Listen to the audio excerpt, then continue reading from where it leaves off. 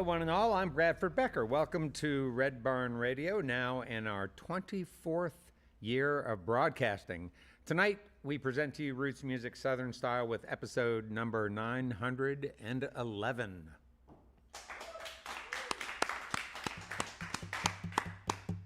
Following stints as a manager at a shoe store, a karaoke host, and a carpenter, our guest this week traveled... Do you want to start that again? Yes, please. Okay. Following stints as a manager at a shoe store, a karaoke host, and a carpenter, our guest this week traveled the U.S. and Europe as Tyler Childers' merchandise manager and actually got to witness firsthand what it takes to live the life of a traveling musician.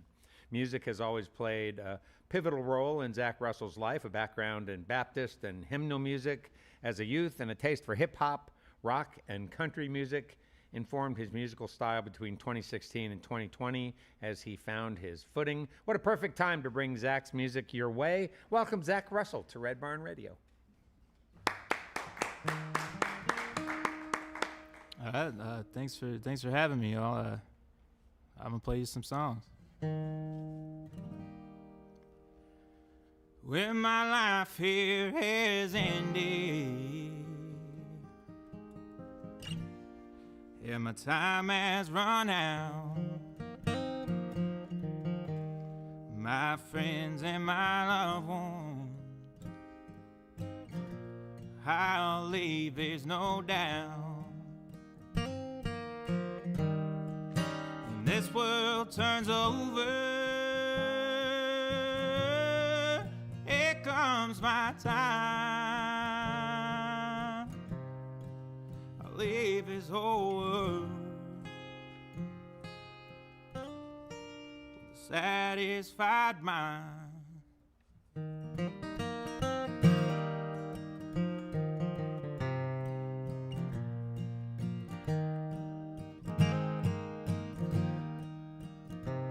There's a land of milk and honey where a man don't need no money, but a ticket there costs everything you own. There the water is sweet and there's plenty to eat, and grace finds everyone. I didn't find it in the city. Man, ain't it a pity? But all I did was waste up all my time. So maybe I'll buy some land and I'll plow it by hand and I'll eat what the earth provides.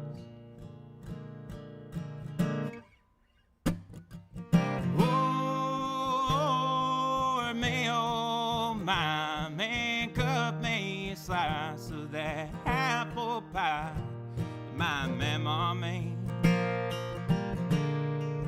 up there in heaven.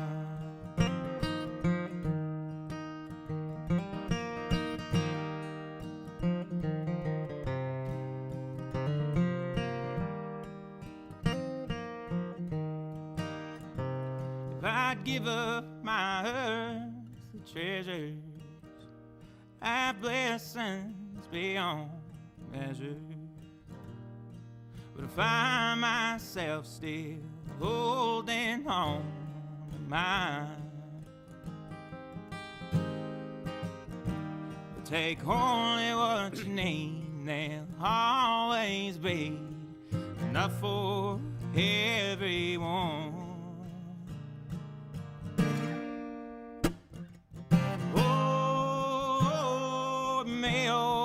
My man, cut me a slice of that apple pie that my mama made.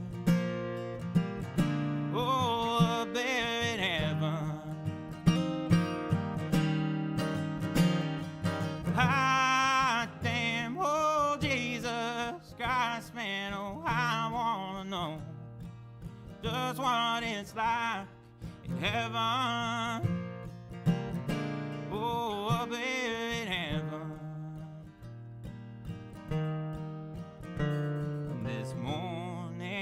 told Hannah, go out and gather the manna. All we need is falling from the sky.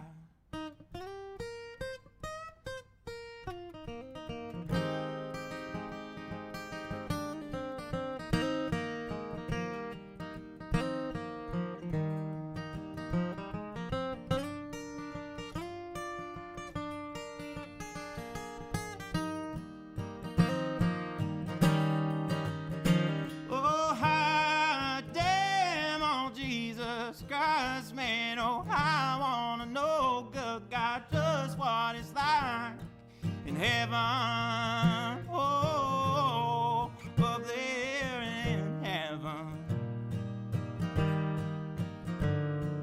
I wanna know I'm not ready to go to heaven.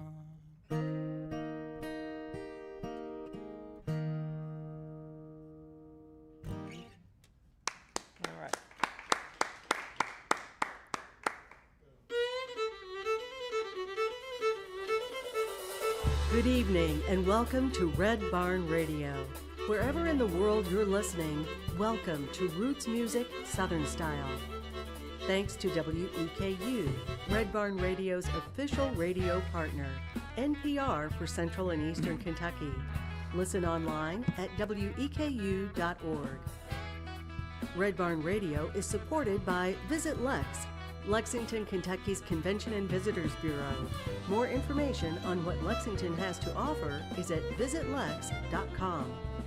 LexArts, Lexington, Kentucky's premier cultural development, advocacy, and fundraising organization, working for the development of a strong and vibrant arts community as a means of enhancing the quality of life in Central Kentucky.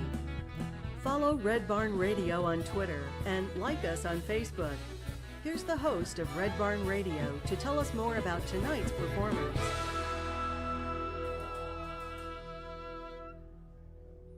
Our guest this evening on Red Barn Radio is Zach Russell. Zach spent 7 years in Nashville soaking up the craft, writing, observing the scene down there. But it wasn't until he stepped away from Music City that things really clicked. Leaving Nashville brought fresh clarity and a wave of inspiration, eventually leading to his debut full-length album called Where the Flowers Meet the Dew, released via indie powerhouse 30 Tigers. Now based in East Tennessee, Russell released via indie powerhouse 30 Tigers. Oh, sorry about that. Let me start that again. Can I please? Sure. Oh, good. Thanks. I have some text problems here. All right. Zach Russell spent 7 years in Nashville soaking up the craft, writing, observing the scene down there, but it wasn't until he stepped away from Music City that things really clicked. Leaving Nashville brought fresh clarity and a wave of inspiration, eventually leading to his debut album called Where the Flowers Meet the Dew. Now based in East Tennessee, Russell carved his own space there. He's very content with what he's got going on right now, excited about the new material he has. He's carved out his own path. He's sidestepping trends and finding his voice on his own terms. We're glad to have him here with us tonight on Red Barn Radio. Welcome, Zach Russell. Thanks so much for having me. All right.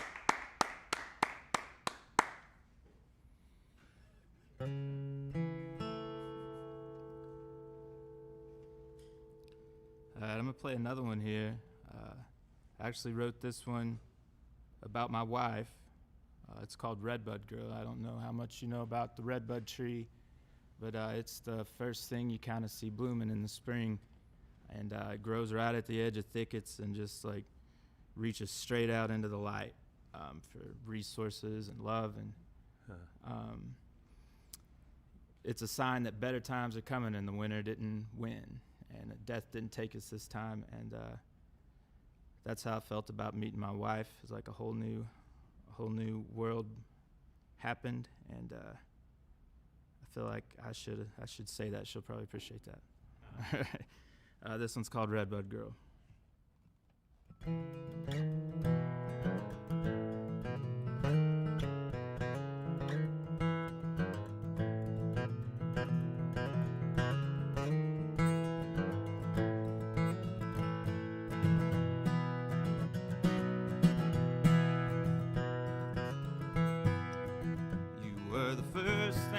saw in the mountain. First splash occurred on the hill.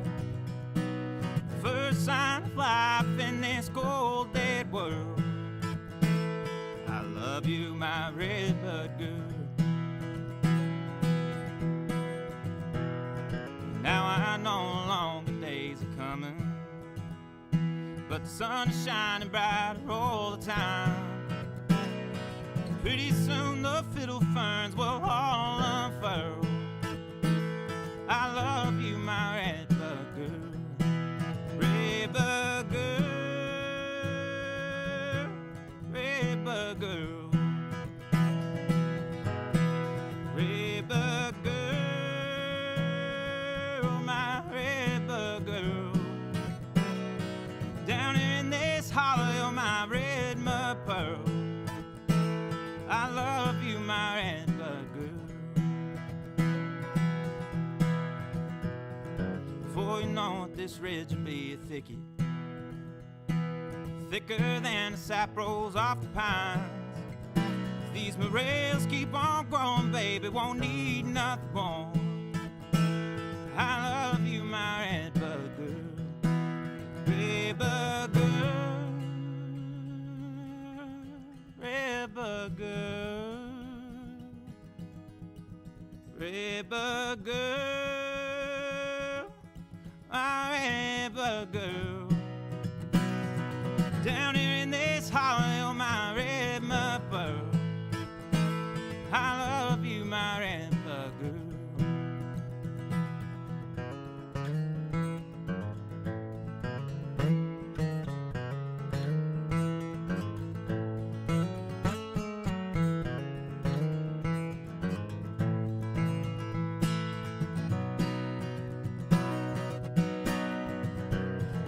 I'll be your shelter when those black clouds warm. Your cool drink of water when it's honeysuckle warm. And I love you more than anything in this whole damn world. I love you, oh I love you, oh I love you, my redbud girl.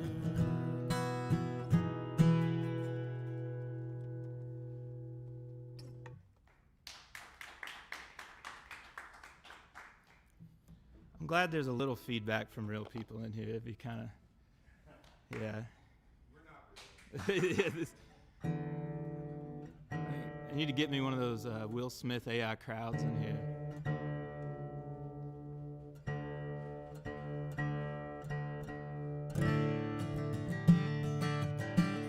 And I come from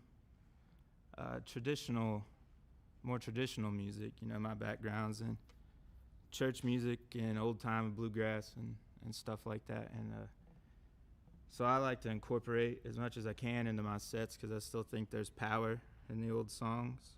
And they're just sitting there waiting for you to take them and do something cool with them too. And so I think it's important as artists in the contemporary space that we keep giving these old songs new life. And so I've got a little medley of stuff that I put together here. I'm gonna play it for you.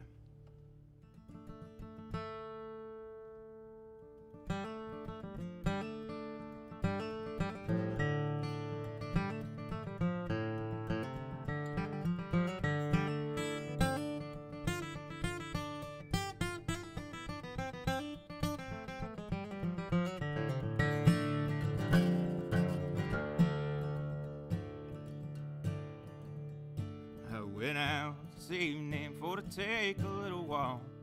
I came across that wild Bill Jones. He was walking and talking by my true lover's side, and I begged him to leave her alone. He said, young man, I'm a past 21, too old for you to control. But he reached for his knife and I grabbed my gun. I destroy that poor boy's soul.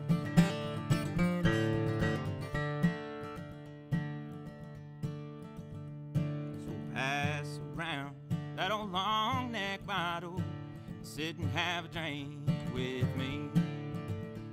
for today was the last of that Wild Bill Jones, and may tomorrow be the last of me.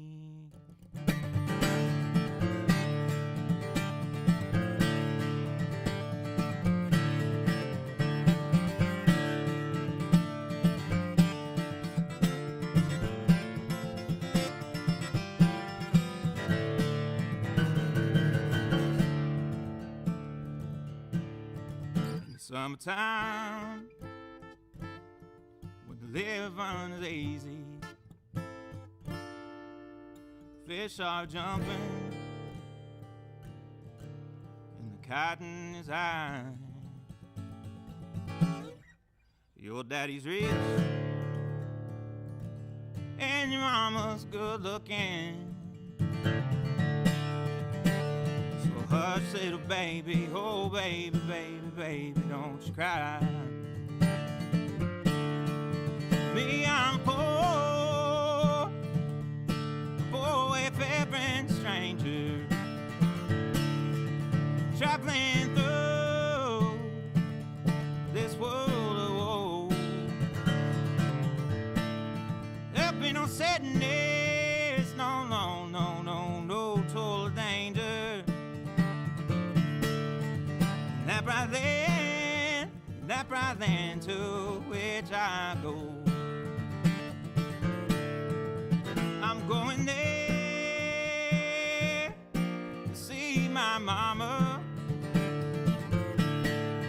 I'm going there no more. I'm only going over Jordan. I'm only going over home. I'm only going over home.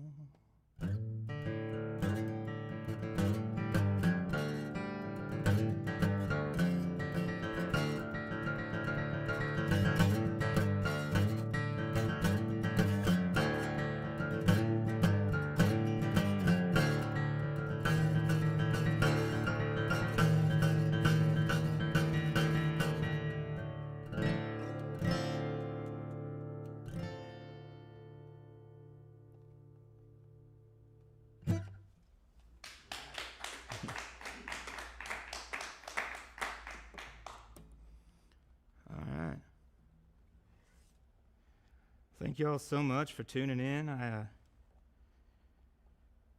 hope I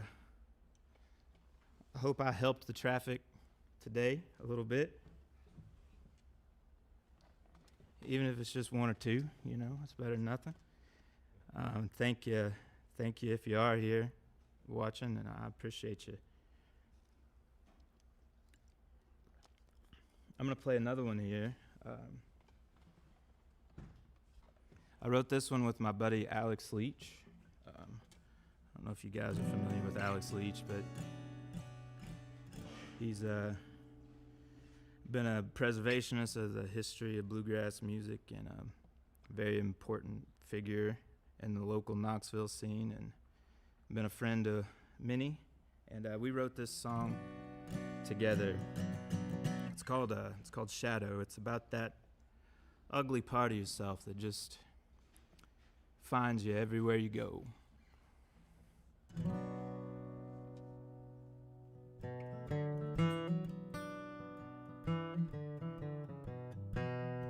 Oops, sorry. Left that in D. That would have been a pretty hard thing to figure out as I went. All right. Shadow.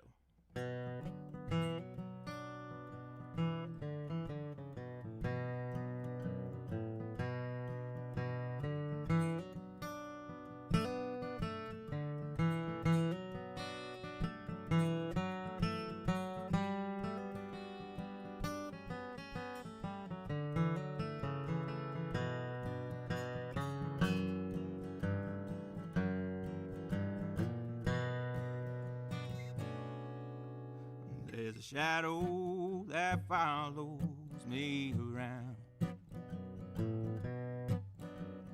Everywhere I go, he tracks me down.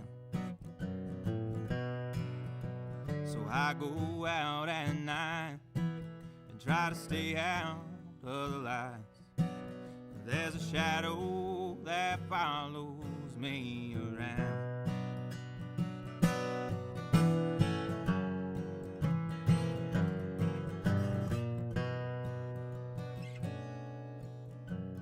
Last night as I staggered through the door, I swear I think he knocked me to the floor. But when the sunlight hit my face, he's gone without a trace. But tonight he'll be coming back for more. I see him in my room in the moonlight. I hear his footsteps echo in the hall. He always stands there watching, crystal flat against the wall.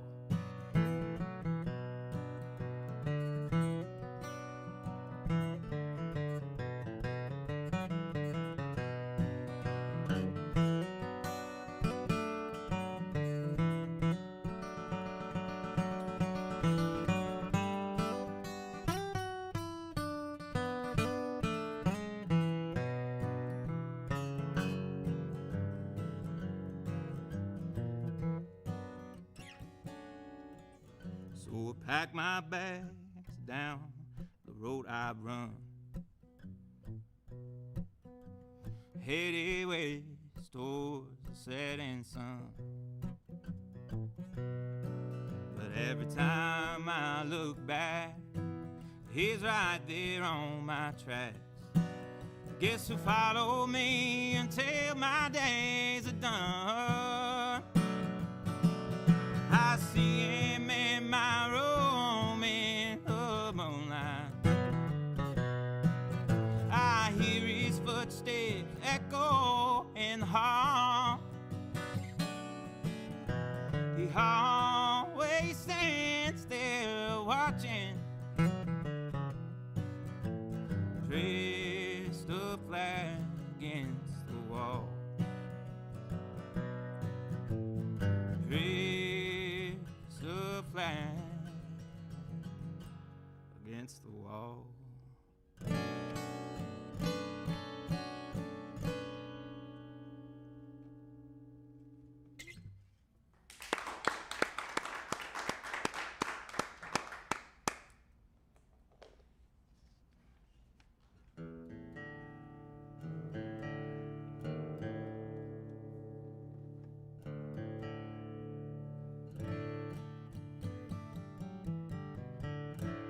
Real quick, I just want to say thank you to everybody here at Red Barn, everybody here in the room with me for being so nice and doing such a good job and being a part of something cool and something important for art and culture, and appreciate y'all.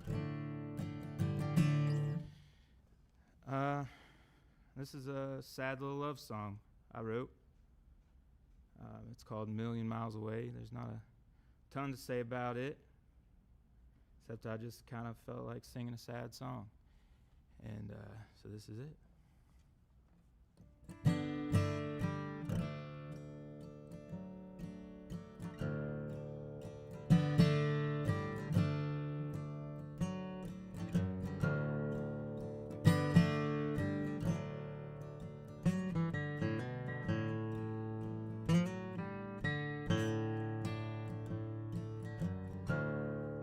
When I close my eyes,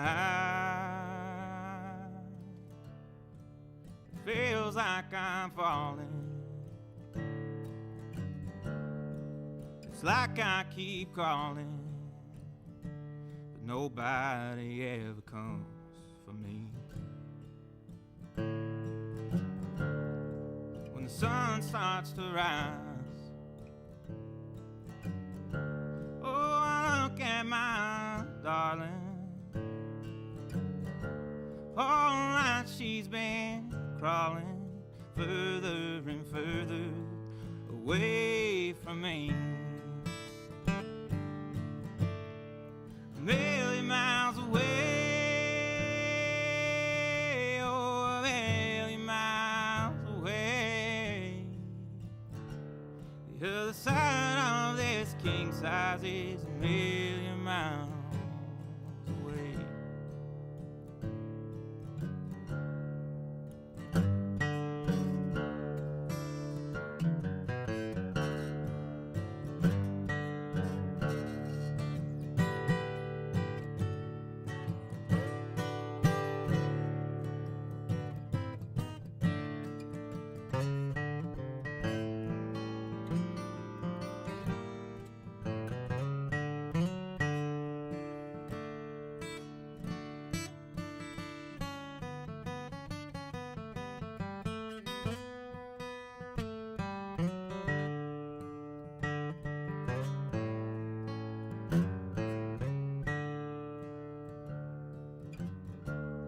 She would wake up from this dream that she's having, where none of this happened, where I never made her cry. I tell her I'm sorry, tell her she's my only one.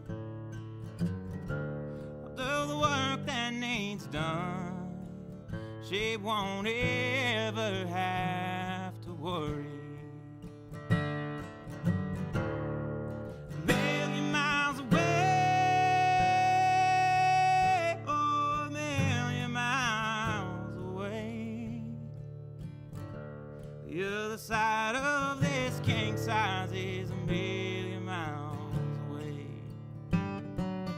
A million miles away, oh, a million miles away. The other side of this king size is a million miles. Oh, it's a million miles. Oh, it's a million miles. Million miles away.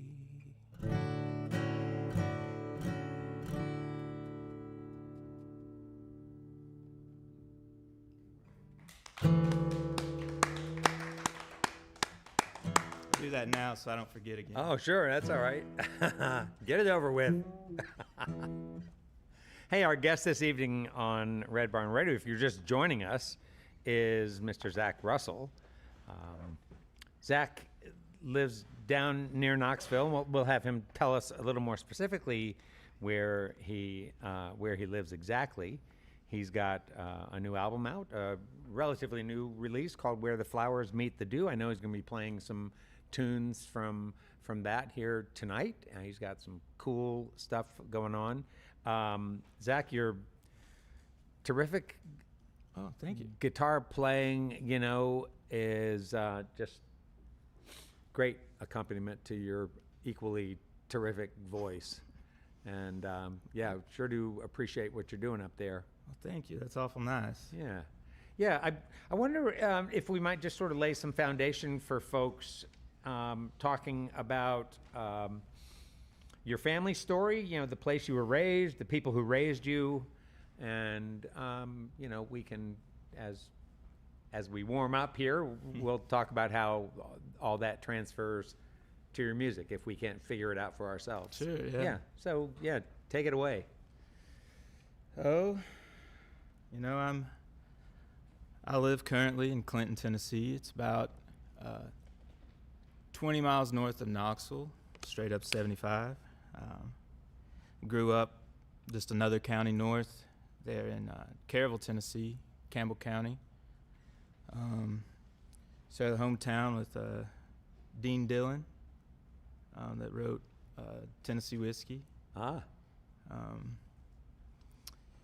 Yeah, just a tiny little place, and grew up in church, and old school Baptist bands, piano, choir, maybe a guitar, bass if somebody knew how to play one,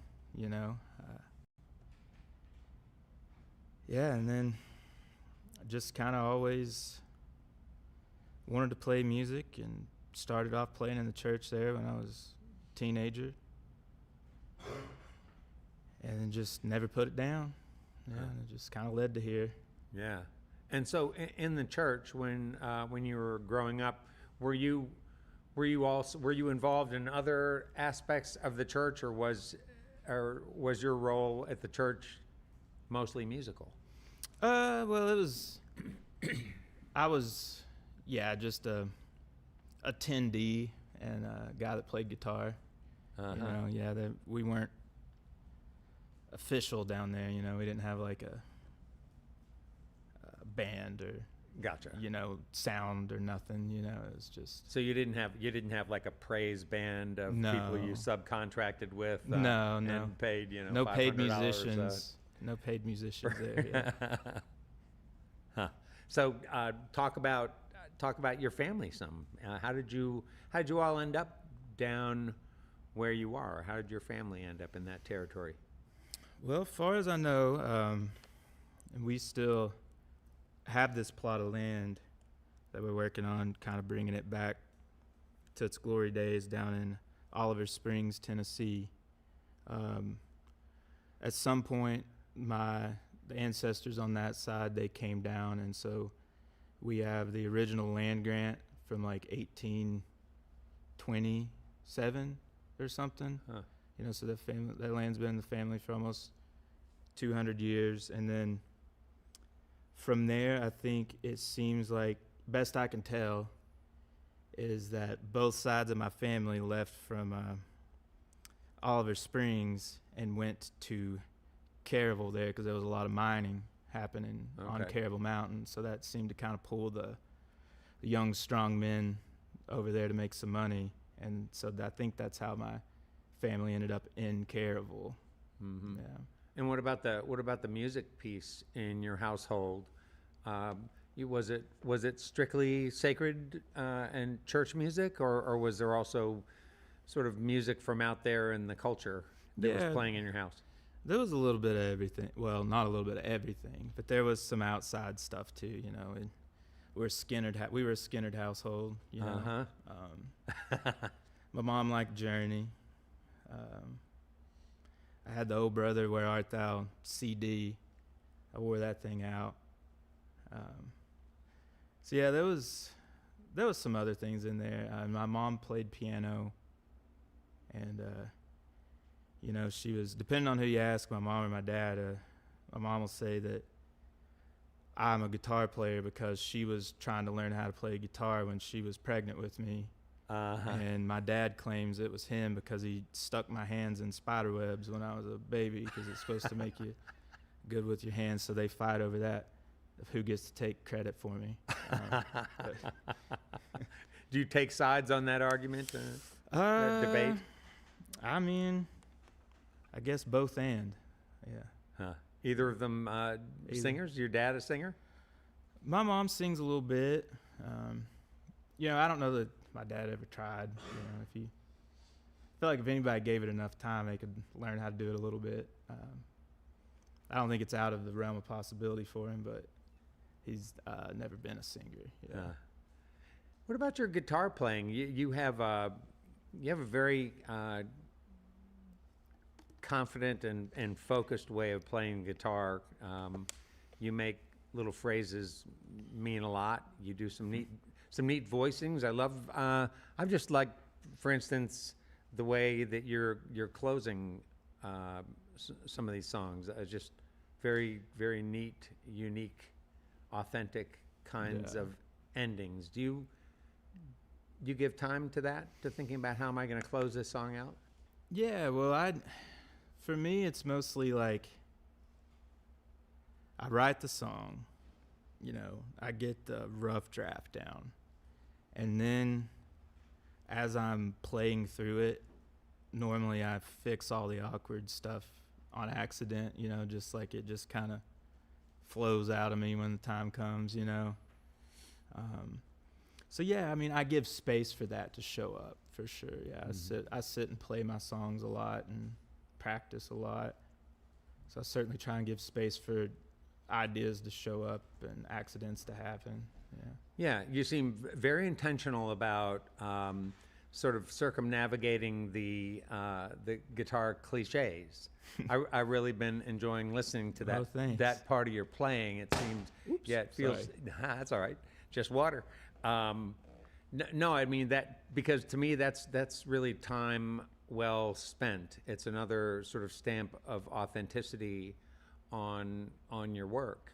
Yeah. And Yeah, I mean you can't fake hours spent sitting down, you know, and the more I realized is you can't play the music on the guitar if the music's not in your head, you know. You kind of got to get this like almost like a zero latency pathway going from your brain to your fingers, you know. And so I just try and make it feel like the guitar's singing a little bit. Yeah. You know? And I'm a big fan of Norman Blake, I'd say, is probably the guy. That was just the amount of notes and noise he made with a guitar, especially as a guy who performs solo a lot. You know, you gotta make this thing fill a lot of space. So the cross picking and alternate picking, I spent a lot of time on trying to get pretty decent at.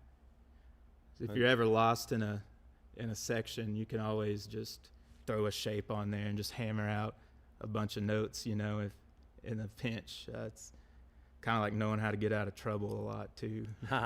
Yeah. Well, you make the guitar a really important element of every song you've played so far. Well, thank you. I appreciate that. Yeah, it doesn't feel like just like you're accompanying your voice to guitars. It feels to me like they're interwoven. And, well, thank you. Yeah.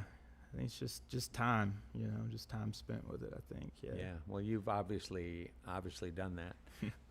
Our guest this evening on Red Barn Radio is Zach Russell.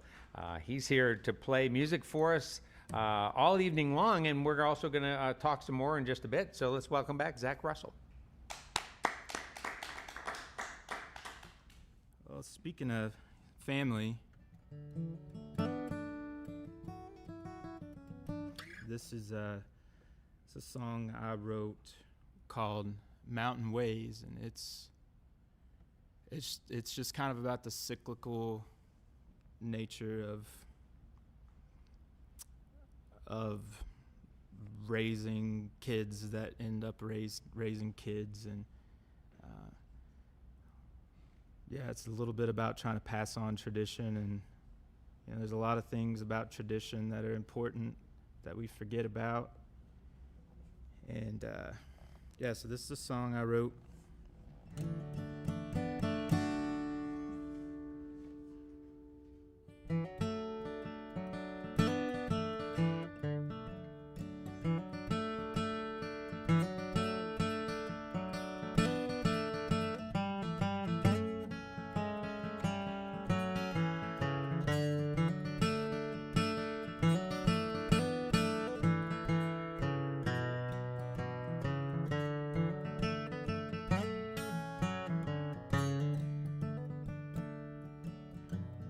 Oh, my little old mountain mama,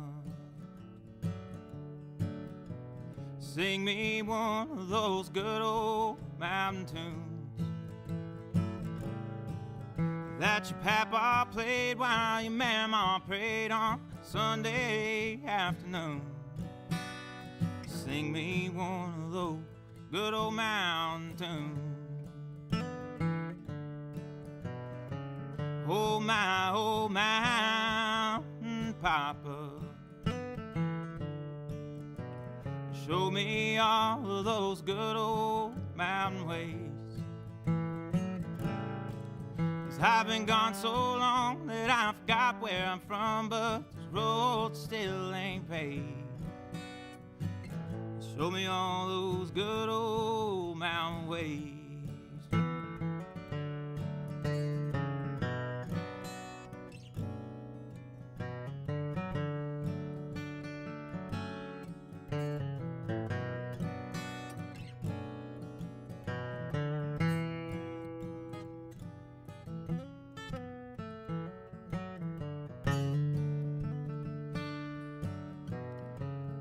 Oh, my sweet mountain harbor, let's raise us up some good old mountain babes. We'll keep the feet on the earth and the hands in the dirt, and we'll teach them how to pray. Show them all of these good old mountain ways. Show them all of those good old mountain ways.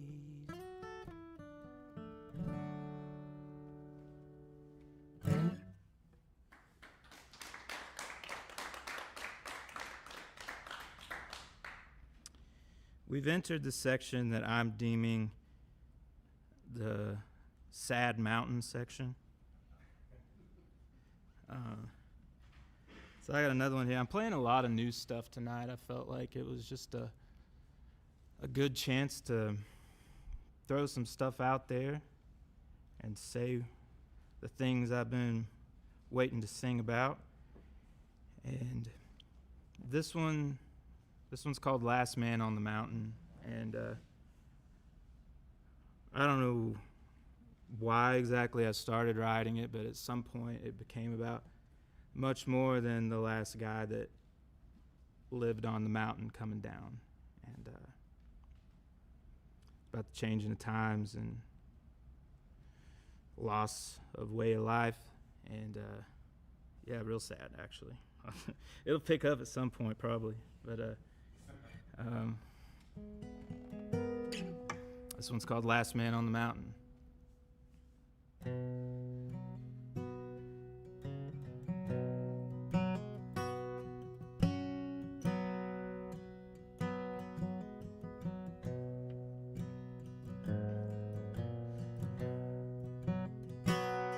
He was headed down the road off to the mountain.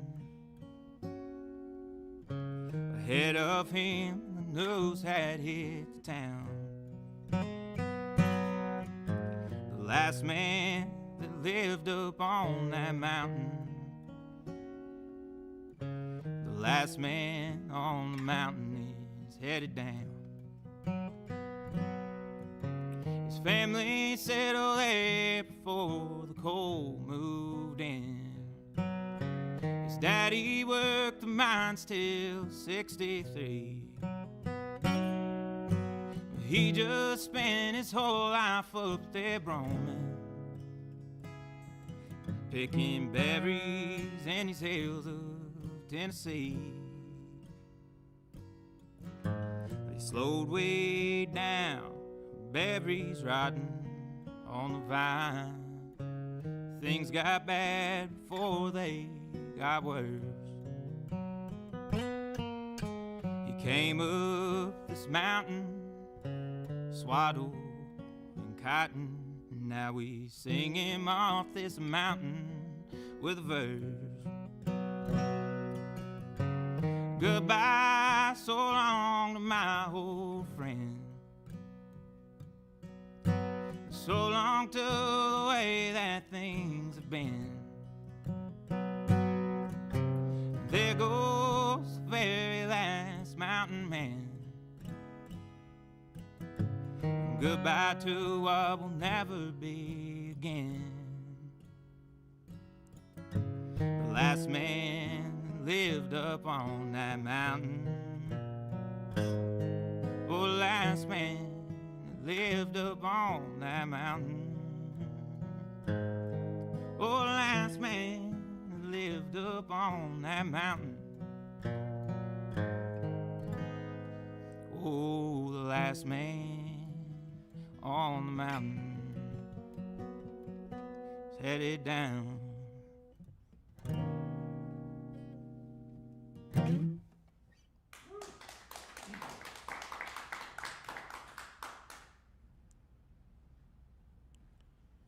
This one's not as sad.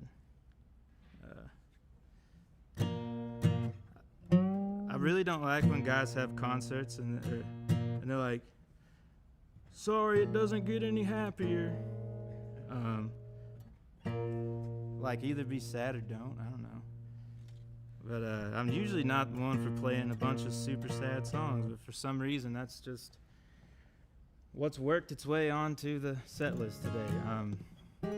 But this song is actually my most streamed song online. It's called Take Me Back to Tennessee. It was really inspired by my favorite Kentuckian, Wendell Berry. And I was a big fan of that guy's work, and really made me think about home in a way I hadn't before. And so I wrote this song when I was living in Nashville and just kind of trying to come up with a way to get back home and some way to exist there. So yeah, Take Me Back to Tennessee.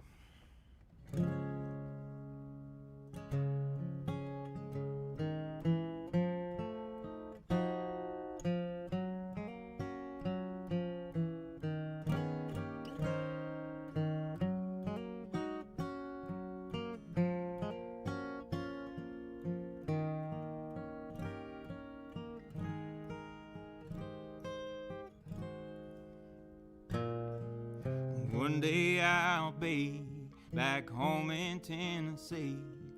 There ain't much work to do there. But if a man could make a life on string beans and twine, might not worry away all his hair.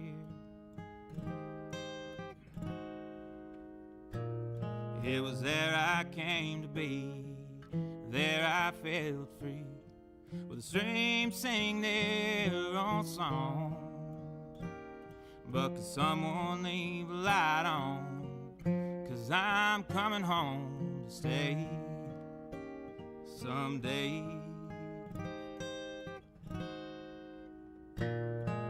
Take me back to Tennessee. My mama there waiting for me. Wild as hell swinging from a tree. My home back in Tennessee.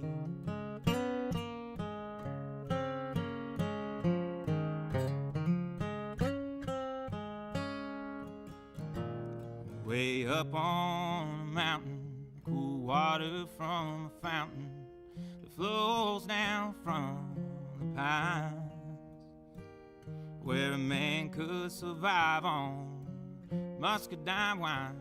Oh Lord, I wanna go there. Take me back to Tennessee. My mama there waiting for me. Wild as hell swinging from a tree. My home back in Tennessee. And I know can't go home again, but I sure like to try.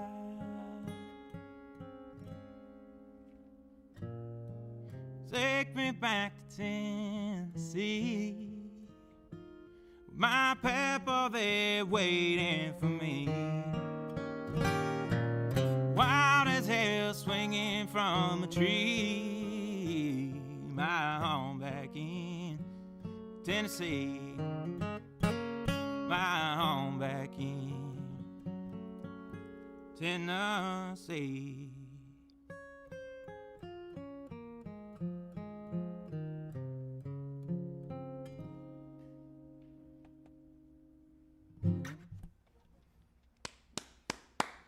All right. Before we get on with more music with Zach, I'd like to take a moment to remind listeners that Red Barn live streams, both tonight's and on any Wednesday, remain available online for you to view at your convenience. Along with live audio streams, compliments of WGAD.net in Central New York. Don't miss a single episode of our program. Dang it. And be sure to tell your friends and share what it is that you like about Red Barn Radio. It's what keeps us going, folks. Something else that's keeping us going right now is our new store.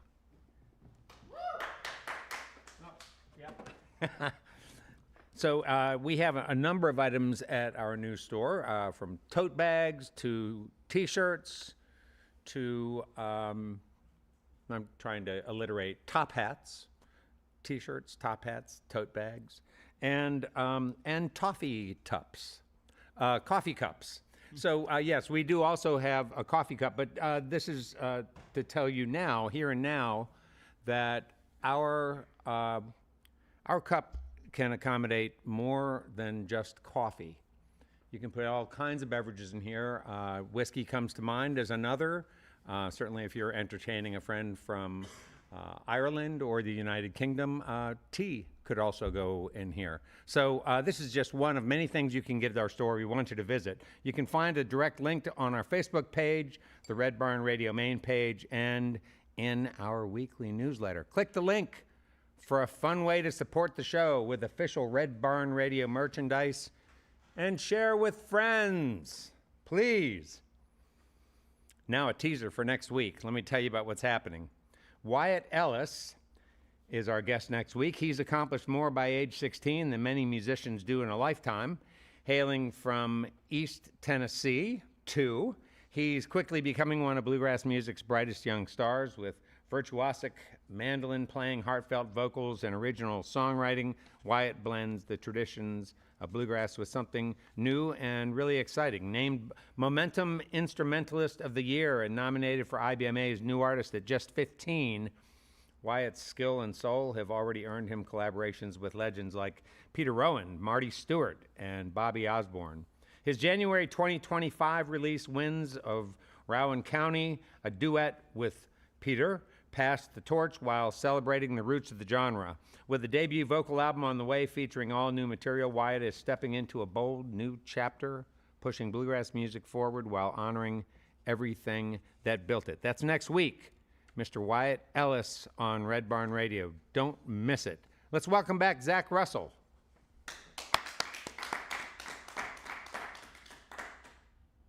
Well, that's it? We're back into it? That's it. How about that? All right. Mid-show announcements.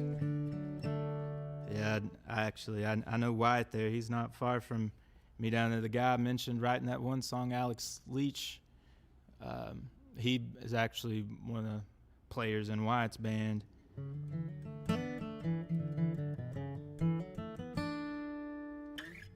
Let's see here. What else we gonna do? This one was on the deluxe edition of my record there. I always wanted to write a love song that was a little grittier than the average. And actually, I guess I technically have to give credit to my wife for this song, because we were just messing around and riffing in the living room, and I accidentally wrote this song. So I think technically I've got to give her credit, but I just married her, so now I own her and all of her ideas, and she can't do anything about it. And she, you, and all her ideas. Yeah. Well, I don't like that part as much. I like the fact. I'm just kidding. Anyway, this one's called Ride For You. It's about just, I felt this about my wife. I don't care if it's what me and her are up against. I'm rocking with her, and don't care who we've pissed off or done wrong, And so this is just about that, being willing to die for somebody, no matter the foe.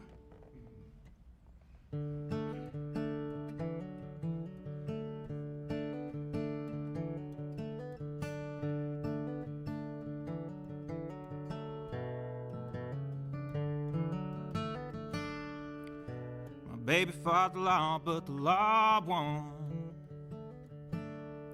Should have seen her that night she was on. My baby shot the sheriff who was gonna shoot me. But before he pulled the trigger, she had pulled hers 3. Oh, my Cleopatra,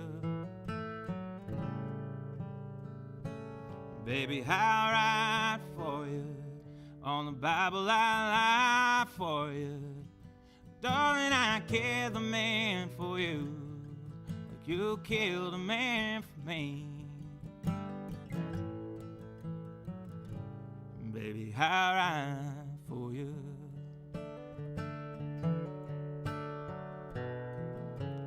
Motel dives and diner stops. We got our heads on a swivel for those red-eyed cops. Beg, swindle, cheat, or steal. Oh, whatever needs done, girl, you know I will. Oh, my rose of Cimarron.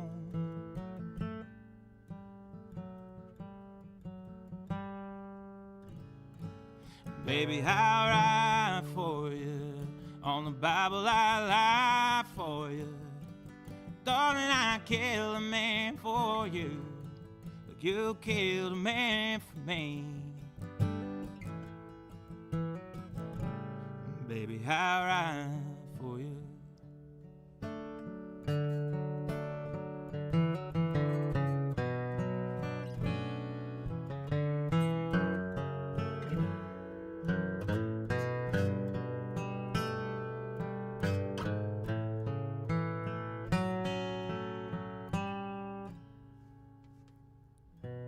Red and blue lights put the shadows on walls. Looks like they finally got us, can't run from the law. We were 25 miles from Jellicoe when she went for a gun and they filled us full of holes.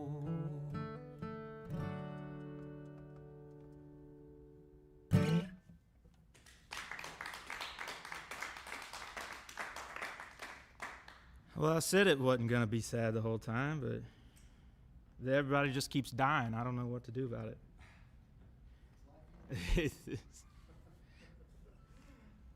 Here's one that's definitely not about death and dying. This one is another new one. It's called Look at Me Now, and it's about, I don't know, I'm sure there are people out there that resonate with this, but I felt like I never belonged anywhere in my life, you know. I never felt good enough or like right enough or left enough, or, you know, just always kind of seemed to be whatever group I tried to latch on to, you know. I just never really fit in. And but you grow, you know, you're a kid, and that's really alienating and really lonely.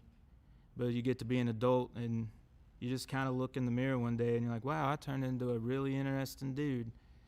And so if you're out there feeling like that, like you don't fit in anywhere, you know, that nobody sees you and nobody understands you, you know, just know I've been there, and one day you will look in the mirror and it will all make sense why you've been where you've been and why you never fit in anywhere. And this one's called Look at Me Now.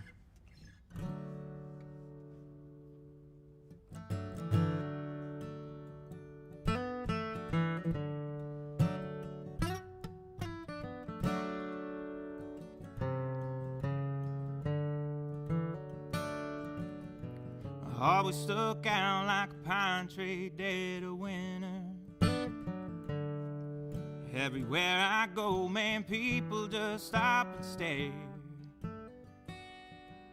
Everything that I laid hands on turned to splinters.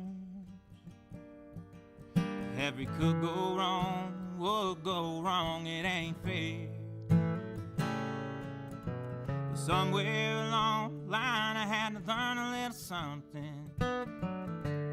Oh, I know it hurts to grow, it hurts to change. Down here on this earth, it's a measure of your worth, 'cause only fake things stay forever the same. Look at me now, mama. Shoe, Lord, I look good, don't I? Sure does sound good, don't I? Look at me now, mama. Look at me now. These cowboy boots have cowboy roots. I was born a hopping train. Never mind standing in the rain. I never mind standing in the pain. Never mind waiting around on things to change. Look at me now, mama. Shoe, Lord, I look good, don't I? Sure does sound good, don't I? Look at me now, mama. Look at me now. I never mind standing in the rain. Oh, I didn't know that I could live without the pain. Just got so used to waiting around. Oh, waiting around on things to change. Look at me now, mama. Shoe, Lord, I look good, don't I? Sure does sound good, don't I? Look at me now, mama. Look at me now. Look at me now.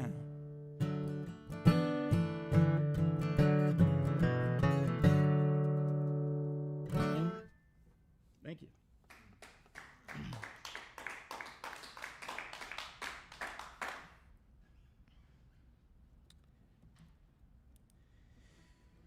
See if I can remember how to play this one.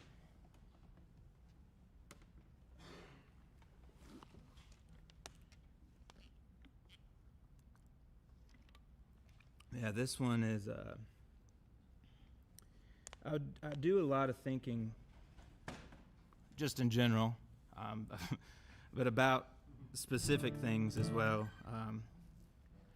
And this song came up when I was paying attention to how my body felt when I was mad and frustrated about something. And, I spent a lot of time thinking as well about what it means to be human, kind of at this intersection of a mind, a body, and some sort of consciousness that's caught or channeled into that, and how those things exist together, kind of like a light bulb, a filament, and electricity. And, when you think about your body like that as this separate thing that has these separate effects on you and yourself, you kind of start to see some things and have some things make sense. And maybe, you're not angry at your wife, it's just there's some loud cars going by, and it's triggering your fight or flight, and it can get more, it's be as simple as that, or much more detailed, much more deep-rooted trauma stuff. But these bodies are crazy things, and but they can be tricky. So you gotta pay. If you're gonna start paying attention, a little bit of knowledge could be dangerous, I guess. But anyway, this one's called Not All at Once.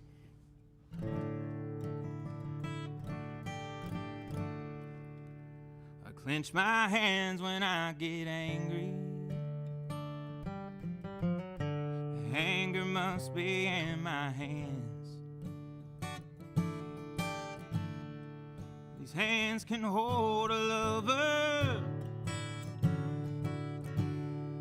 These hands can kill a man. This body makes me want to ramble. Body makes me cold and mean.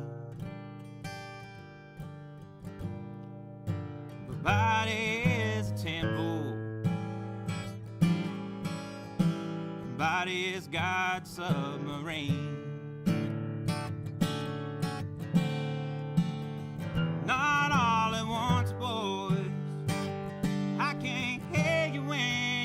talk all at once, boys. Y'all can't all go on at once, boys. One at a time.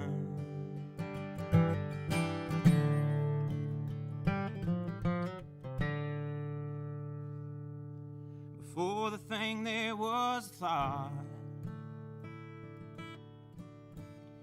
First thought and then the thing. What does that make me? The thing that's thinking things. Wake him up, he's been asleep. Not all at once, boys. I can't hear you when you talk all at once, boys. Y'all can't all go on at once, boys. One at a time.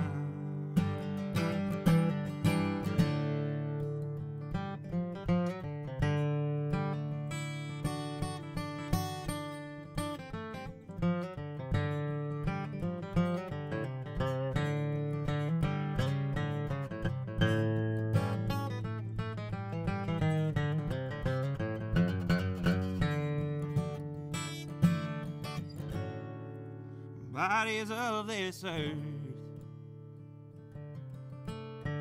bodies tuned in like a radio. Body carries lifetimes of hurt, brings home and home everywhere we go. Not all at once, boys. I can't hear you when you talk all at once, boys. Y'all can't all go on at once, boys. Oh, one at a time. Oh, one at a time. Oh, one at a time. One at a time.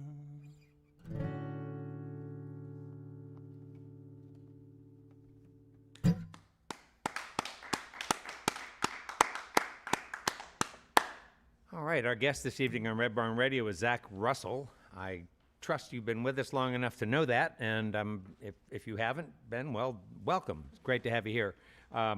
Zach, thanks a lot for sharing what you did about sort of that your oldest best friend loneliness. You were talking about before you saying, "Look at me now." And when did you sort of become aware of that loneliness? Was it during your high school years? Was it earlier than that? It was earlier. It seems like, the story I've gathered in my head is that, I was a pretty outgoing, like typical class clown type kid. I guess at some point we're all just like pure and innocent, and then we get wounded a first time in a significant way, and the state of that seems to kind of shape us, and for whatever reason, it pushed me inward and made me really curious about my inner world, and at some point just, really awkward socially, and yeah. Well, interestingly, I guess I know that whatever it is that pushed you that direction may very well have been, painful and is very personal, but I don't know, as I listen to you talk, it feels to me like it was also a kind of gift, because it started you on a new journey of being able to look at yourself and realize a little more about who you are, and as you say, how the body and mind are connected, and and it perhaps as you develop this over time, and I don't know what kind of, if you have some sort of practices you have for mindfulness, it seems that you've been able to really understand yourself in a deeper way. Well, I'm trying. Yeah. Anyway. Yeah, I'm giving an honest effort. It feels like, truly feels like the more you know, just the more space opens up of things that you don't know, if that makes any sense. Sure. It's like, yeah. And what about, I wonder if you could talk a little bit more about your education. First of all, did you do any formal education after high school? Yeah, I went to MTSU in Murfreesboro, Tennessee. Yeah. And did their music business songwriting program there. Okay. And I was already writing a ton and stuff before that, but, just figured I'd go there and try and make some friends, and I don't know, just didn't know what else to do, to be honest. So I just went over there, and yeah, ended up being a great experience. A lot of people I still work with, I met there. A lot of people at the label I'm with, I met for the first time at MTSU. My engineer, Robbie Artress, we started working together on his class projects because he was in audio production there. So, it was a cool place where I learned a lot. I don't think I would have any chance in this industry without it, I don't think. What came first for you, your love of nature or Wendell Berry? The love of nature, for sure. I think Wendell gave me language to put to things that I felt, if that makes sense. It does. I was raised, in Caryville there, so we were big four-wheeler people, camping people, hunting people. And so it wasn't until I moved to Nashville and saw, the city, that I really realized how special nature was to me, because it had been special the whole time. I just didn't have the perspective to see, it's like, oh, this is what's here. What do you mean? It's like, it's the only option. You don't take it that seriously. Then you spend some time in a city and you're like, oh, like I can breathe better around trees. I can, it's cooler away from the pavement. Like lots of things. Also, there's just like a pulse to the forest that I think is, I'm not going to try and sound too crazy, but I think there is healing nature to the forest and things going on there that we've yet to even explore, and things that we'll probably find out in the next decade, 2 decades, that'll blow our minds. But yeah. As a young person, were you able to, like, for instance, to identify things in nature by name, or as a young person, were you more just aware of the way that the natural elements interacted? Yeah, I think it was less about, like you said, less about the naming and more about just there's secrets. If you just look at nature, there are secrets in how the world orders itself that you can't speak, you can't teach really, but through prolonged observation and just paying attention to things. So like you just, as a kid, just running around, like we lived on some property with creeks and stuff on it. And so just splashing around in creeks, and picking up stones and being like, how's this stone get so flat? It's like, what, water did that? How is that possible? So there's things like that you don't even think about, that are you're just soaking up and being taught these massive important things just by being around it on accident even. Yeah, and as you've gotten older, have you developed an interest in sort of plant identification and taxonomy and some of those things, this sort of scientific aspects of the natural world? I've got a little orchard I've started. I'm trying to learning about all those trees and how they interact and how to prune them to get them to grow is so cool. You know, you never would think, it's like, oh, I want a branch here. Like, there's a way to get a branch where there isn't one with a planned cut, you know.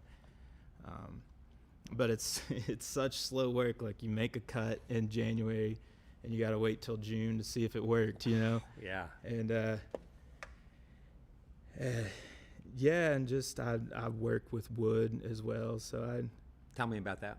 I was a carpenter by trade for the last few years, and I just very quickly got really into how different woods act and react and are good for things. You know, like cedar and white oak produce oils that make them naturally waterproof, you know, whereas red oak and black oak don't, or hemlock doesn't, but cedar does and white oak does, you know, and they're the densities of them that make them useful for certain things and not others has been something I've really enjoyed just kind of diving down the rabbit hole on over the last few years. Fun.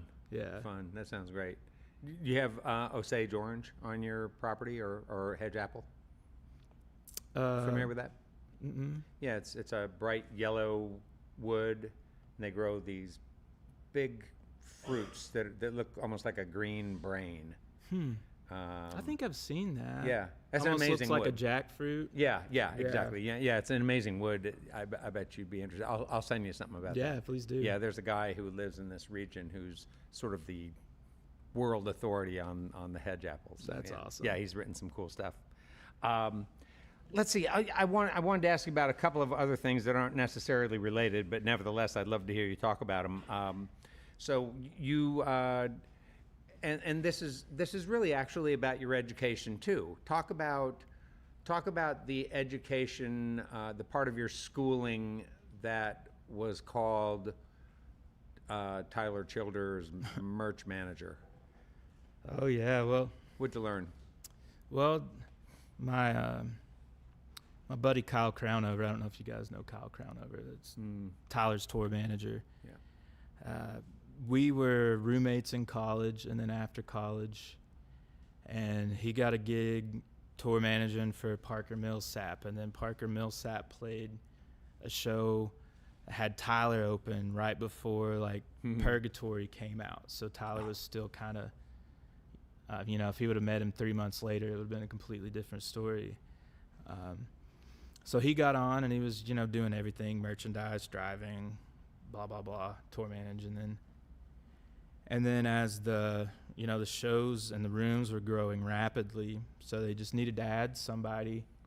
And Kyle asked me if I would like to. And so I hopped on the road and traveled with him for, I guess, like 4 years. Wow. Or something. Yeah. Oh, that's a stretch. Well, the first time I hopped on a bus with him, we were gone for 6 weeks. My first time I'd ever been on a tour bus, my first time I'd ever really left home for any amount of time, more than a week or two, and I was living on a bus for 6 weeks. There was a lot of sink or swim moments on that run, a lot of near insanity. Yeah, they were great guys, and I think something I saw in them that I don't think I'd seen before was this smart, intellectual, proud Appalachian, you know? Like, I think in my mind it was like either you're a proud Appalachian or you're, you know, an empathetic intellectual. You know, those things didn't know how to coexist. And that was the coolest thing about getting to meet them, is like how smart those guys were and how thoughtful they were about their stances, and how thoughtful Tyler is with what he puts out into the world and how it affects people. That was a really cool thing to learn. I think that was probably the most beneficial thing that came from that time. Yeah. Wow. That's rigorous. 6 weeks. No hotel rooms either. That whole time it was just straight bus. Yeah, they were too cheap to. I don't work for them anymore. I can say that they're too cheap to buy hotel rooms for us, and You know, I wouldn't trade it for anything, but good Lord, it was rough. I remember, God, maybe somewhere on a parking lot like North Dakota in November, you know, and it was just literally 10 below outside, wind whipping 40 miles an hour, and I'm sitting on a bus not getting paid because it's not a show day, you know, and I'm like, what in the world am I doing here? This is insane, you know. Yeah, things I wouldn't trade for anything now, but yeah, right. Was that a creative time for you at all? Did you have time during any of that to be selfish and you know, sort of be not at own? that time. No. Okay. No. Yeah, I think if I was doing that gig now, obviously it's a lot different. I'd probably have a lot of time on my hands, but yeah, at that time it was pretty much first one off the bus, last one on it, you know, couple hours of drunken poor sleep, and do it all over again, you know, just 5 days a week, 6 days a week, depending. Pretty rough. Yeah. Pretty rough time. Ha. Did you go into that experience in good enough condition, or were you just young enough that you could sort of endure that? I think just it was like I was dreading it, but at the same time I knew I had to do it. That it was an opportunity that I couldn't pass up, you know. And so mostly just, oh, this is gonna suck, but we got to do it anyway. But also a little bit of just a little younger, a little dumber, a little tougher at that time. You know? Like, I couldn't do it now. But why couldn't you pass it up? You mean your curiosity wouldn't allow you to pass it up, or just being able to be part of an exciting thing? I think I did that one. I just wanted to be part of something exciting. I'd never really traveled or never really been anywhere, and here was an opportunity for me to get paid a little bit and run around the country. You know, I think I'd been to maybe like 4 or 5 states before that, and after that it was like I'd been to like all of them except, you know, like Maine and Hawaii. So yeah, just couldn't do it again. I don't know how. Like, thinking about it now is giving me anxiety. Like, if if I had to live 6 weeks on a bus again, I don't know if there's an amount of money that made me do it. Yeah. Well, there is, but nobody'd pay it. No, right. So, is traveling something that you feel like you're passionate about now at this phase of your life? Do you and your wife talk much about traveling, or is the travel you do in your mind? Because it sounds like you do a lot of that. Yeah, I do. I do a lot of that. My wife, she's got, she's had the travel bug the past couple years. Whereas, you know, I spent the last, you know, previous few years just never home or on terrible travel schedules, you know, so I'm kind of burnt out on travel, to be honest. Like, but I like a little work travel for sure. You know, like, there's something about going and traveling to play a show that makes so much more sense to me than just traveling just to travel. It's like, oh, you mean we're spending money to do this? Why would we do that? You know, why would we just stay at home? I don't get it. But yeah, so we, you know, every once in a while we take some day trips and stuff. We've been on a cave kick here lately, seeing caverns and stuff. That's fun. I think we're gonna go see Mammoth here next month. But you don't foresee you guys planning a trip to go to the Corn Palace in Mitchell, South Dakota? I have been to the Corn Palace. Oh, you have actually, been? Yeah. All right. With the guys? With the guys, yeah. Of course, right. No, that's not on the list. Yeah. No. Knoxville's got direct flights to Denver now, so we've been talking about maybe taking a little trip to Denver. So, What's there important to visit in Knoxville for folks who aren't familiar with that area? Why would somebody plan a trip there?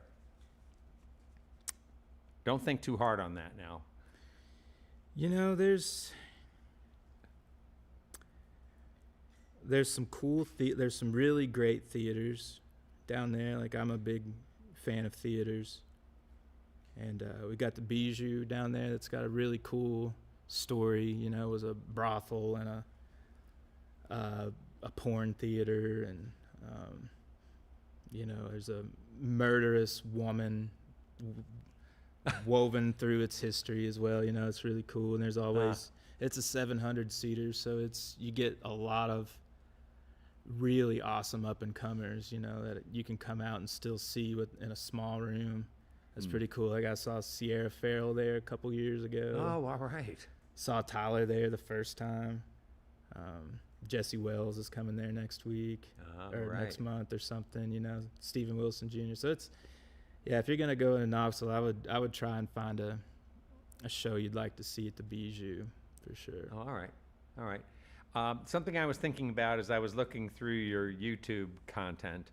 First of all, I really loved the animated video. I thought for the song, I thought it was The Trees. Yeah. Which is terrific. But as I was watching that and then watching some of your other things, it just occurred to me, wow, this guy really likes the medium, likes the video medium. Yeah, I do. It's a challenging medium because it's, you know, you can't really just sit down and do it by yourself. You know, you need somebody to be in it, or you need to be in it and somebody to hold a camera, you know. So you do a good job. But I enjoy it. I'm a fan of I've got some directors I follow, you know, like the Coen brothers and Wes Anderson, and yeah, I love visuals. I'm not good at it, but I do sometimes have some visions for things that turn out pretty cool. Yeah. Yeah. Well, I mean, I don't say you're not good at it. I mean, I think that's for other people to decide, right? Yeah, fair enough. Right? You kind of can't decide sometimes about That's your true. own work, That's right? not for me to decide. Right. Yeah. But I just felt like there's some really neat content out there, and it made me wonder. We talk on the program about this quite a bit. You know, how the music landscape has changed, and how the artist's work has become in some ways more frenetic, you know, having to manage social media and managing. It's not just about, well, sell some t-shirts and sell some CDs and go home. Yeah. It's like just constant stuff. And it made me wonder if this is something new for us to talk about on this program, that the importance of that collaboration between artist and somebody who is very comfortable working in that medium. Mm-hmm. You know, it seems to me that could be just a terrific asset for, you know, for Team Russell, you know. Yeah. To have that. Do you have somebody in particular that that's helped you and worked with you on the video content that you've produced? It's been several different people. Most notably, is Corner Media with Kenny and Noah, that they did all the like little shorts and stuff that came out around my album. So they came out and had a bunch of great ideas and were really great. And then, but they're a professional team. They had to come in from Nashville, so so it gets expensive. So that's not an every time thing you can do. So I got a guy, Alex Bullock, that's done some filming for me before. He did the Jericho's Walls video, which I was really pleased with how that turned out. But really, like, I just kind of see if something pops into my head, and then I see if I can pull it off, and what that would take to do it. So do you storyboard the video content that you have up there? I don't storyboard it, but I will go to the site and just like walk around and take notes, and you know, and especially for like I've been into one takers lately, like things that are just one take, and so for that, just like play the song, walk my line, make sure I'm hitting the key moments, make sure I got my pace to get to the correct marks at the correct time. Huh. Yeah, it's not. I've not storyboarded anything yet. No, I've not made enough of a story to board. I suppose. Yeah. Well, my fave so far. I'm going to look at more of them, but I thought I Was the Trees was great. That's mine. What's your favorite piece of video out there that you would urge people to check out? Oh man, I think probably the Visualizer lyric video, or what, I forget what the title of it is. I think it's Visualizer for Born Again. It's basically just like me sitting on a log, and then it slowly zooms into me, and then there's like a full-blown like psychedelic experience that happens, I think I saw part of that. Really spooky stuff going on with your eyes, with your pupils. Yeah, weird stuff in the eyes, and then that was probably my favorite thing we did. It's so simple, but it just moves just ever so slightly, and just enough to keep your attention. And Huh. All right. So last question for you, so you can get back to playing some more music. And this maybe goes back to that discussion we were having about high school and how you were sort of getting into music, and we talked about church. Then you very casually dropped the name Norman Blake, and I don't think of I think of Norman Blake as a guitar player who has sort of a level of depth and expertise that you arrive at that at some point, but not that that's a starting point. Did you start early with Norman Blake stuff, and how did you learn about Norman Blake? I first heard Norman Blake on the "Oh Brother, Where Art Thou" CD. I think that CD was a lot of people's like introduction into like a lot of bluegrass artists. I think you're right. A lot of the legends, and so I heard him on there, and of course, at some point you find, as a young guitar player that wants to be showy and play nasty, tense, dissonant riffs and stuff, you find your way to Tony Rice. Uh-huh. And if you go the bluegrass route, and then, through Tony Rice, he did a lot of stuff with Norman, and I just started finding myself on his playing, and just the amount of sound and notes that he produced is just crazy. And I don't think there was anybody that kind of played like him at all. Maybe he almost reminds me of Tommy Emmanuel sometimes. Like there's just a quirkiness and a individuality to Norman. He just never played a wrong note.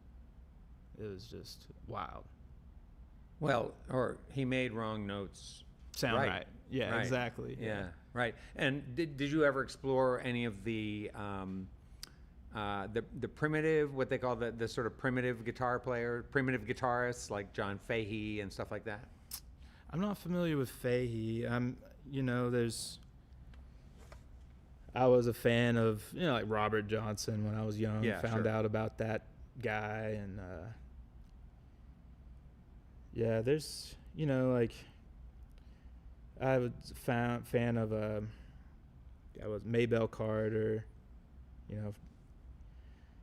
some of the people that, kind of were figuring out what could be done with the thing.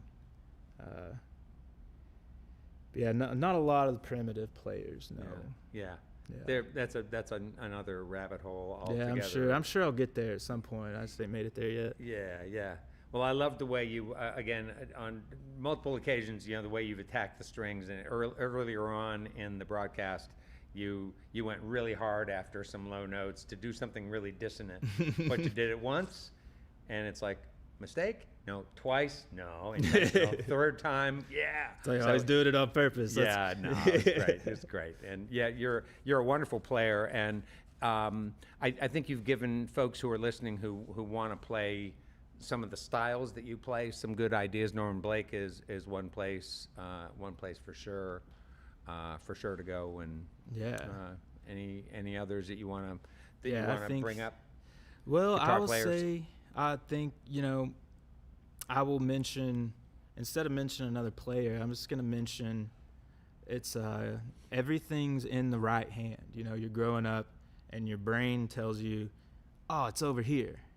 It's in my left hand. But it's not in the left hand. Everything's in the right hand, the tone. And I would say just focus on that. It takes a lot less skill to just like figure out some shapes you can play. And you can just like make noise all day,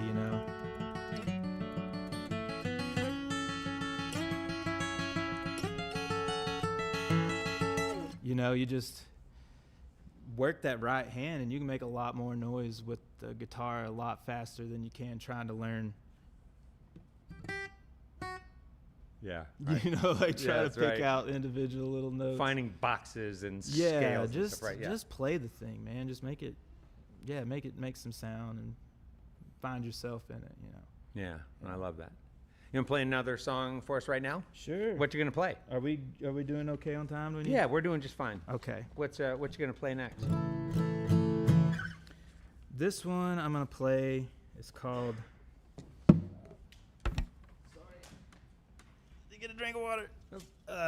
This one's called "This Is It," and it is a song about just trying. A lot of my songs are just trying to learn how to be present in my life and to not miss moments, to not miss precious time with my loved ones. And this is a song me just thinking about that. It's called "This Is It." All right, Zach Russell.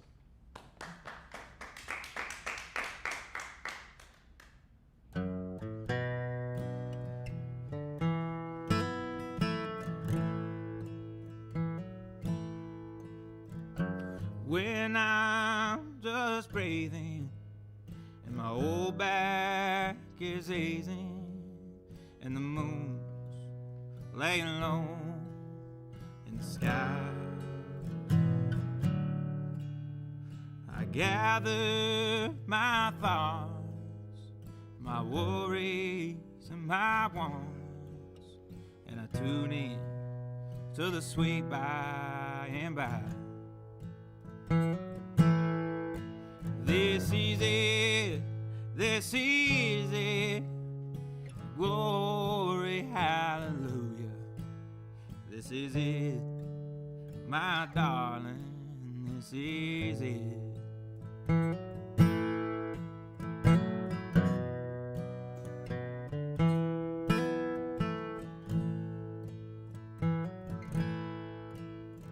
So I water my orchard, let go of the torture of trying to hold on to plan.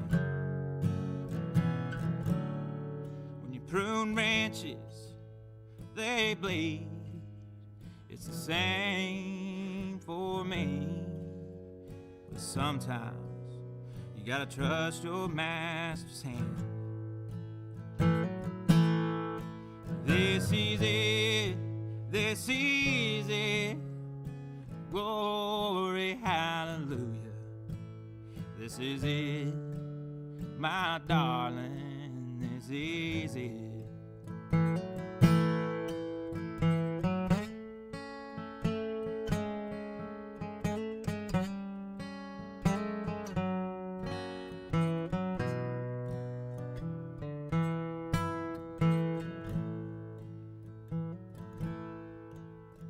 It's the touch of her hand, it's the smell of the land, it's that deep breath that you get in the trees.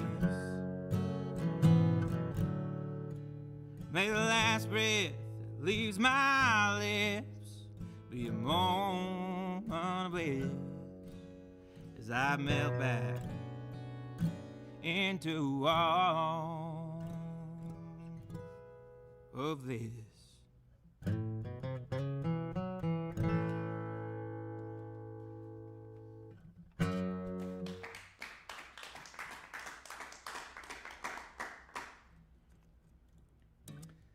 if it's all right with y'all, I'm going to play a little bit of mandolin. If I can figure out how to get out of this trap here.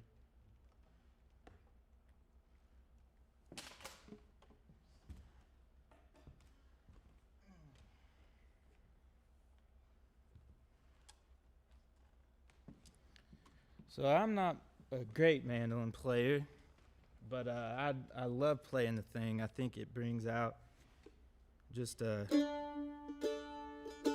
brings out something different in me, and it's fun to explore on because it lends itself to working your way around the octaves a little bit quicker because it's so short-scaled. So you can reach almost all your notes from first position here with using your pinky. It's a fun instrument to mess around with. And this is a song I wrote about an opera that my buddy told me about. I thought it was hilarious. There's well, I'm not going to spoil it for you. If I tell you why it's funny, it's going to spoil the story. So let's just play some mando here.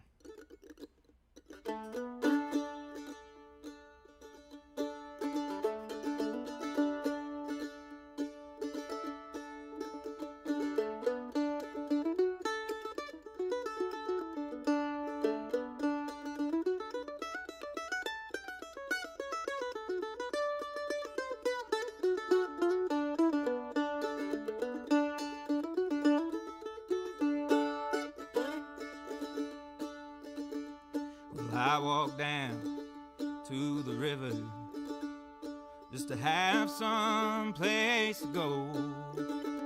It's been a long, hard day and a long, hard life for sit and watch the flowers grow.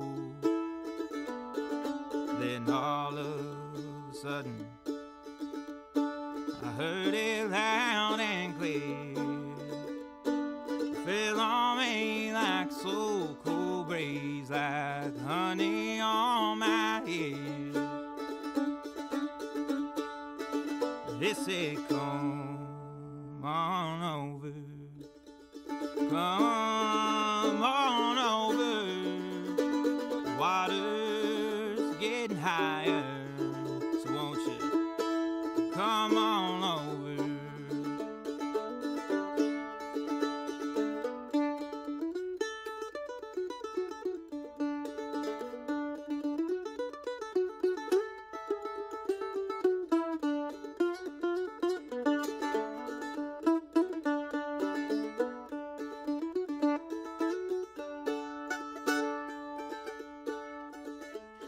I looked across that river, saw maiden fair and true, eyes like the sky on a cold dark night, and skin like magnolia blooms. Saying, come on please, won't you come save me? No, the water ain't even that cold. Little boy must be scared of the cold. The nerve. I said, my love, the water's freezing. There's a bridge right down the road. Instead of walking half a mile, you'd rather me die from the cold. She said, come on over. Come on over. Mama's growing tired, so won't you come on over.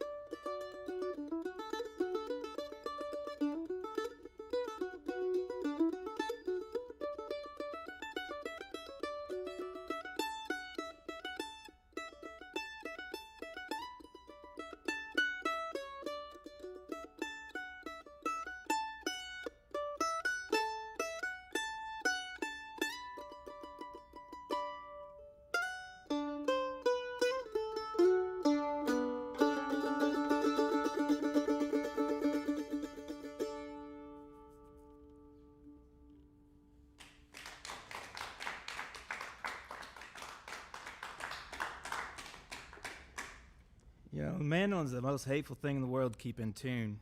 Just people listening to it knocks it out.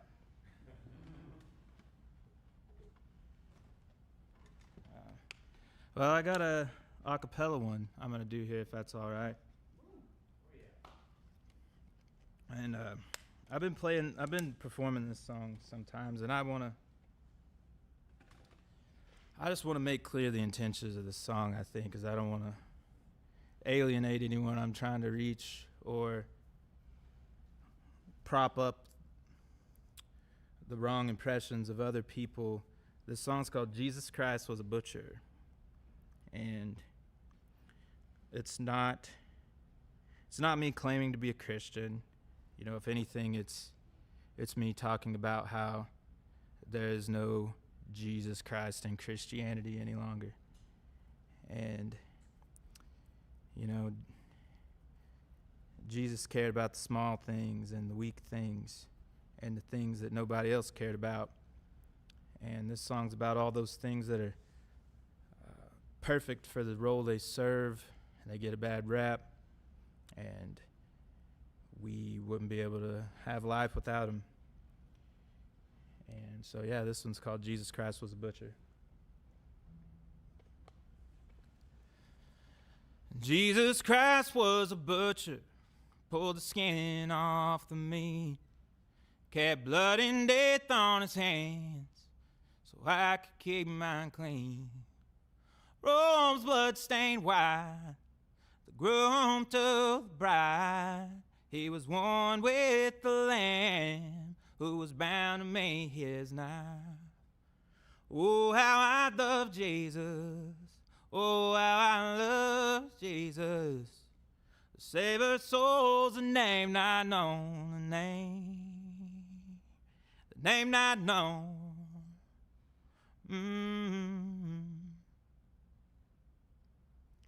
Jesus Christ was a trash man, comes and leaves us white as snow. And all the waste that our life creates all go somewhere unknown. Took the sins of the world and piled them into a can, so we don't have to see what our shadows mean till they turn back to a man.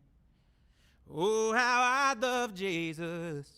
Oh, how I love Jesus. The Savior of souls, the name not known, the name not known.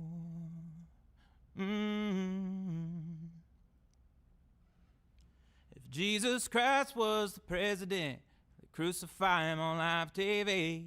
You won't find him in the church house, buddy. No, he'll be out spreading seeds. Oh, Jesus Christ was a buzzard, took this flesh and made it new. Only took what no one wanted, only did what buzzards do. Oh, how I love Jesus. Oh, how I love Jesus. The Savior of souls, name not known, the name not known.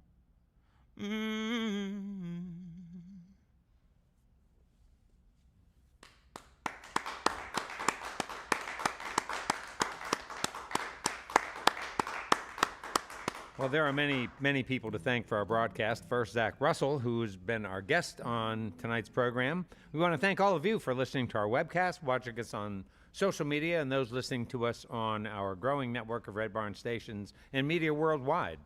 Thanks to WEKU, Red Barn's premier radio partner, Central and Eastern Kentucky's radio news leader. You can listen online at weku.org. It's your chance to hear more great live music from Red Barn Radio and WEKU, NPR for Central and Eastern Kentucky. Those of you here in the Central Kentucky area, be sure to check out Red Barn TV. It's our weekly program of music, now on ABC 36 WTVQ. Red Barn Radio comes to you from our home, the Arts Place Performance Hall here in downtown Lexington, Kentucky. Our website has updates and further information on our guests and our program. We're on the web at redbarnradio.com. Now, before we close out the program, let's bring back Zach Russell for one more tune. Thanks, Zach. One more. That's been great.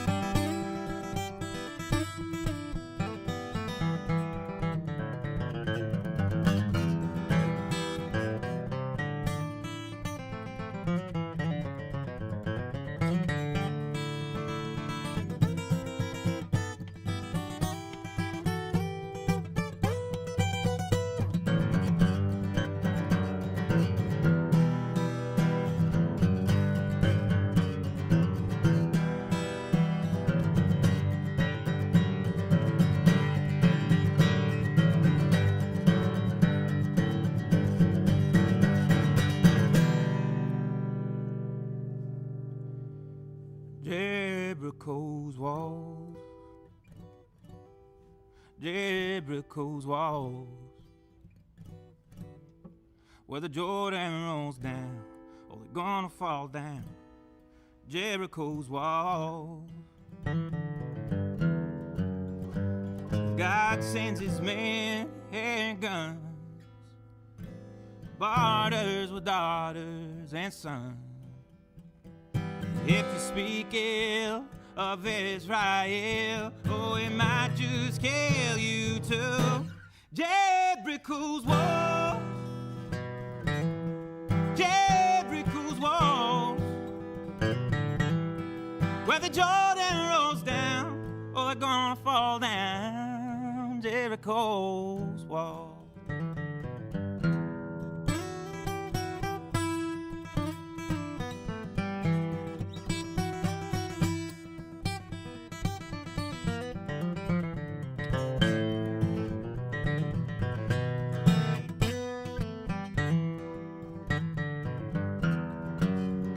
You don't ever have to wonder if God is real. Oh, you can just look to Israel.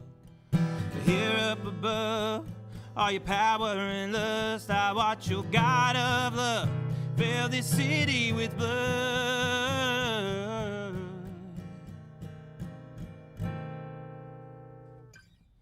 Jericho's walls, Jericho's walls, where the Jordan rolls down, oh, they're gonna fall down. Jericho's walls, where the Jordan rolls down, oh, they're gonna fall down. Jericho's walls.